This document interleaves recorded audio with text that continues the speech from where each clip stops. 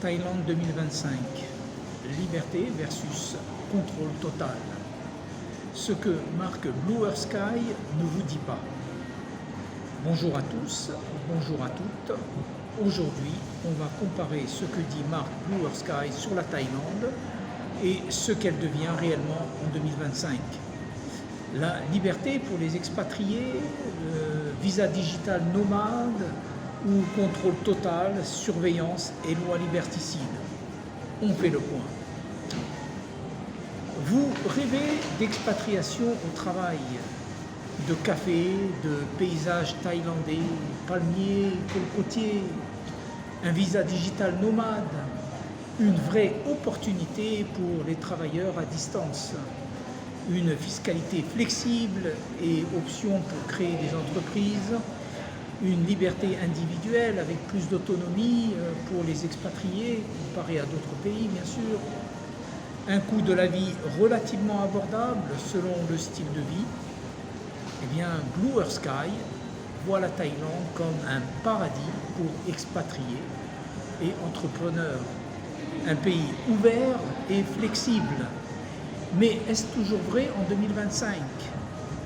Caméras de surveillance partout, comptes bancaires bloqués, documents officiels plus compliqués à avoir, renforcement du contrôle numérique et des lois de surveillance, loi liberticide limitant les manifestations et la liberté d'expression, restrictions pour les expatriés au niveau de la résidence et du travail, suivi constant de votre situation. La Thaïlande vient de basculer dans la dictature digitale.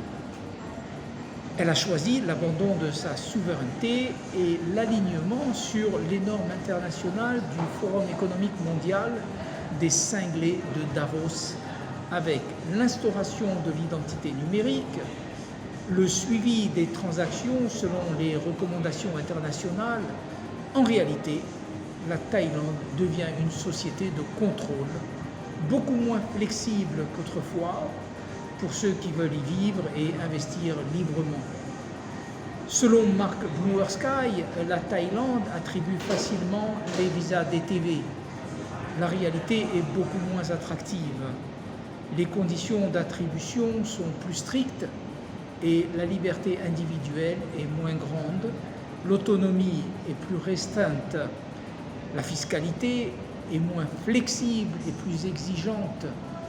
Le contrôle administratif est aussi plus strict. Bref, la surveillance numérique devient massive et les expatriés qui rêvent de s'installer en Thaïlande devront accepter d'être en permanence tracés et traqués. À court terme, la Thaïlande reste encore attractive pour certaines entreprises et pour le tourisme, mais à moyen et long terme, on observera la fuite des talents et des investisseurs, la diminution de la flexibilité et de l'autonomie, le rejet complet de la Thaïlande par les touristes. Le Cambodge et le Vietnam resteront encore pour quelque temps des destinations de choix plutôt que la Thaïlande, même si le Vietnam est en train d'adopter le contrôle total, mais néanmoins le pays reste stable.